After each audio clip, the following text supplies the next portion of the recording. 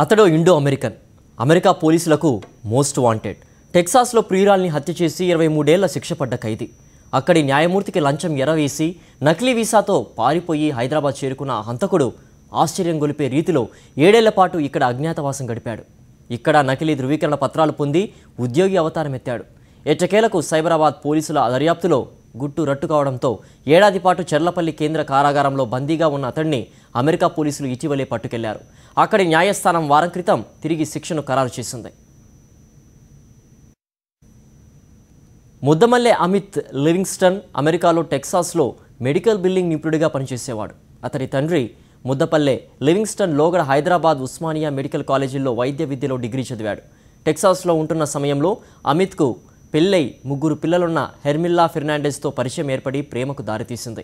కొంతకాలం తర్వాత తనతో బంధాన్ని తెంచుకుంటానని హెర్నాండెస్ చెప్పడంతో కక్ష పెంచుకున్న అమిత్ 2005 సెప్టెంబర్ 30న ఆమెని తుపాకీతో కాల్చి చంపాడు. మృతదేహాన్ని బీచ్లో పడేయడంతో అక్టోబర్ 4న కనుగొన్నారు. ఆ కేసులో నేరం రుజువు కావడంతో 2007 ఫిబ్రవరి 13న అమిత్కు 23 ఏళ్ల శిక్ష విధిస్తూ న్యాయమూర్తి అబెల్ లిమాస్ తీర్పిచ్చారు.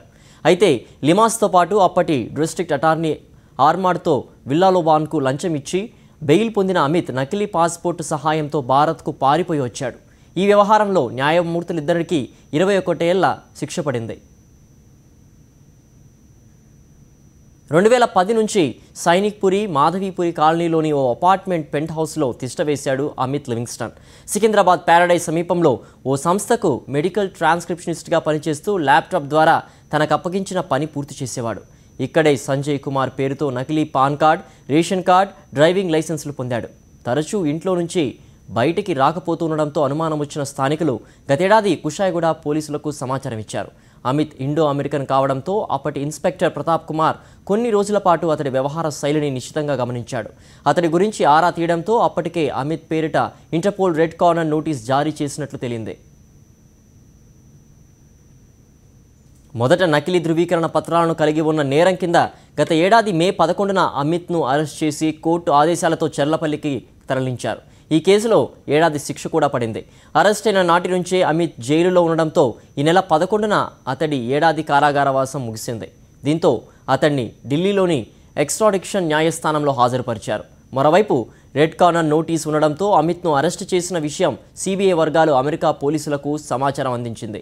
గత సోమవారం అక్కడి దౌత్యవేత్తలు ఢిల్లీ నుంచి అమిత్ను తీసుకెళ్లి యుఎస్ మార్షల్స్కు అప్పగించాయి.